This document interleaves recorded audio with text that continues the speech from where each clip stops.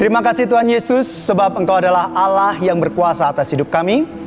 Terima kasih untuk segala kebaikan yang Kau nyatakan dalam kehidupan kami. Di tengah segala kesibukan kami mohon padamu agar Kau memberkati kami, di mana hari ini kami bersama-sama akan merenungkan firman. Berkati setiap kami semua Bapa, dalam nama Bapa, Putra dan Roh Kudus, dalam nama Yesus kami berdoa, haleluya, amin. Shalom jemaat Tuhan, apa kabar? Ketemu kembali dengan saya, ya, Prapto, di siaran ini. Dan saya bersyukur kalau pada sampai saat ini kita masih bisa bersama-sama belajar kebenaran firman Tuhan, merenungkan kebenaran firman Tuhan. Ada lagu yang mengatakan, dunia ini panggung sandiwara, ceritanya mudah berubah, bisa Mahabharata ataupun tragedi dari Yunani. Saya lupa syairnya, ya. Gak apa-apa. Setiap kita dapat satu peranan yang harus kita mainkan. Ada peran wajar dan ada peran berpura-pura. Ya, ada yang wajar dan ada yang berpura-pura. Kalau zaman sekarang mungkin disebutnya drama kehidupan, ya. Itu terjadi dalam setiap kehidupan kita. Nah, maksud saya bernyanyi tadi, di mana ada kata dunia adalah panggung sandiwara, artinya di dalam setiap kehidupan itu ada saatnya kita tiba-tiba mengalami keadaan yang senang, ada tiba-tiba kita mengalami keadaan yang susah. Hal yang tidak bisa diprediksi, hal yang tidak bisa dipahami oleh setiap manusia. Yang hanya bisa mengerti, yang hanya bisa tahu adalah Tuhan sendiri. Nah, di sini yang saya mau tekankan bagi kita semua untuk belajar adalah bagaimana pada saat kita dalam keadaan susah. Ini yang harus kita pelajari. Ini yang harus kita waspadai. Banyak orang ketika dalam keadaan susah, dia mengalami satu keadaan depresi. Bahkan mereka mau datang kepada Tuhan aja susah. Karena apa? Tidak bisa konsentrasi. Hal yang buruk terjadi tidak bisa disangka-sangka. Hari ini tertawa, sebentar lagi tiba-tiba mengalami sedih.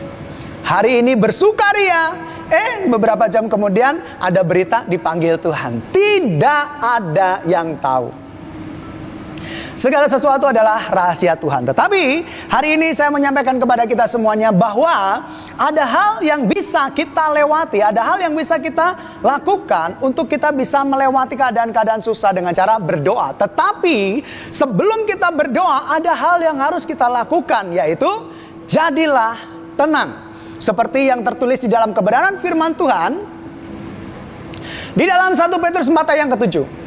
Kesudahan segala sesuatu sudah dekat, karena itu kuasailah dirimu dan jadilah tenang supaya kamu dapat berdoa. Supaya kamu dapat berdoa, kuasailah dirimu dan jadilah tenang. Ini adalah solusi supaya kita semuanya bisa berdoa menghadap kepada Tuhan dengan nyaman, dengan tenang, bercerita kepada Tuhan tanpa ada kendala apapun, ya. Biasanya orang kalau datang kepada Tuhan, ketika dia dalam keadaan kalut, dia tidak bisa konsentrasi. Bahkan ketika dia tidak bisa menjadi tenang atau belum tenang, kadang-kadang dia lebih mengasihani dirinya, sehingga yang ada hanya menangis tanpa memberikan satu persembahan syukur kepada Tuhan, tanpa bisa menyembah Tuhan dengan sewajar yang seharusnya diberikan sebagai orang yang datang kepada Tuhan. Tapi yang ada di dalam kehidupannya adalah ketika berdoa, ketika dia tidak tenang, yang dia lakukan hanya mengasihi dirinya. Oh Tuhan, kenapa ini terjadi? Oh Tuhan, bagaimana ini? Dan sebagainya. Firman Tuhan mengingatkan kepada kita semuanya pada saat ini bahwa untuk kita bisa berdoa, untuk kita bisa keluar dari persoalan kita, agar kita bisa mendapatkan jawaban daripada Tuhan, yang harus kita lakukan adalah menjadi tenang terlebih dahulu. Memang kita tidak bisa memprediksi keadaan sulit yang datang kepada kita. Tetapi yang bisa kita lakukan, yang harus kita coba, yang harus kita lalui adalah pertama, jadilah tenang.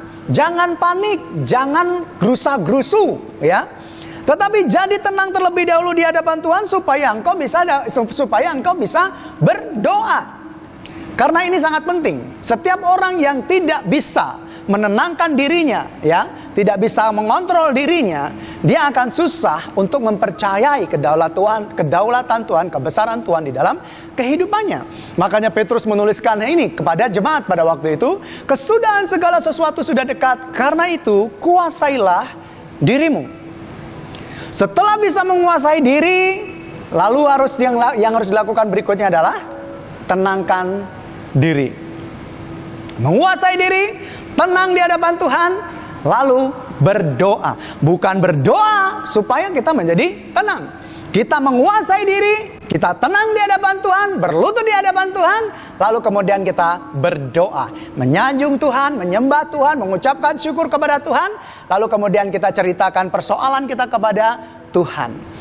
Jika kita membaliknya, berdoa dulu supaya tenang, itu biasanya kita tidak bisa konsentrasi sepenuhnya untuk fokus kepada kebesaran Tuhan. Tetapi kalau kita sudah menjadi tenang, tetapi kalau kita sudah menguasai diri kita bisa berkomunikasi dengan Bapa yang kudus dengan keadaan yang tenang, yang nyaman, yang jelas, yang tidak hanya mengasihi diri sendiri, tetapi bisa menyembah Tuhan.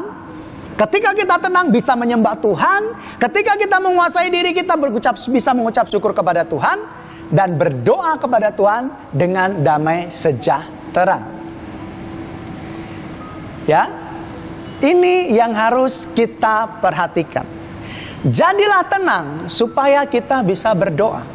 Kondisi ekonomi apapun yang menyerang kita, keadaan buruk apapun yang terjadi dalam kehidupan kita, hal apapun yang tidak kita sangka yang terjadi dalam diri kita, yang buruk sekalipun, yang harus kita lakukan adalah menguasai diri kita. Jangan keadaan itu yang mengontrol kita, tapi keadaan itulah yang harus kita kontrol, yang harus kita kuasai, lalu kemudian kita berlutut di kaki Bapa yang kudus. Sebab apa? Sebab ketika kita bisa menguasai semuanya, ini tidak lepas dari kuasa Roh Kudus, ya. Kemampuan kita untuk menjadi tenang, kemampuan kita untuk menjadi lebih bisa menguasai diri itu tidak lepas dari campur tangan kuasa Roh Kudus. Tidak lepas dari kuasa Roh Kudus. Itu sebabnya kalau kita di dalam diri kita ada Roh Kudus, Roh Allah yang bekerja dalam diri kita, itu pasti kita bisa menguasai diri kita dan kita bisa menjadi tenang. Tapi kalau di dalam diri kita tidak ada Roh Kudus, kita pasti tidak akan bisa tenang. Setiap orang yang ada di dalam Yesus pasti akan dibantu Roh Kudus untuk bisa melewati keadaan yang sulit. Roh Kudus akan membantu untuk orang bisa menjadi tenang, supaya bisa berdoa kepada Tuhan. Jadi Bapak Ibu Saudara semuanya, perhatikan setiap keadaan sulit yang terjadi kepada kita, setiap keadaan yang buruk yang terjadi dalam keadaan kita, setiap hal-hal yang tidak kita duga yang bisa membuat kita jatuh, yang perlu kita perhatikan adalah jangan panik. Kita punya Allah yang hidup, kita punya Allah yang besar. Yesus yang menjadi penolong kita akan senantiasa setia menjagai kita dan membangkitkan kita. Dan Roh Allah yang ada di dalam diri kita, itu yang akan memberikan kemampuan kepada kita untuk kita bisa menguasai keadaan, menguasai diri kita, dan menjadi tenang lalu berlutut di kaki Tuhan. Setiap orang yang berlutut di kaki Tuhan, ada kuasa yang akan Tuhan kerjakan dalam kehidupan mereka semuanya.